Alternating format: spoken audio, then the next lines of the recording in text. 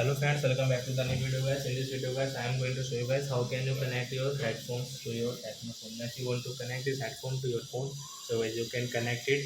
And guys, now let's see how to connect headphone to our Tecno phone. In this video guys, I am going to show you. So first of all guys, open your phone setting to connect it. After that guys, what will you have to do guys? Scroll it and guys click on your more connection setting. So guys tap here, guys click on your Bluetooth setting and guys on your Bluetooth and guys we will on our headphone with refresh guys.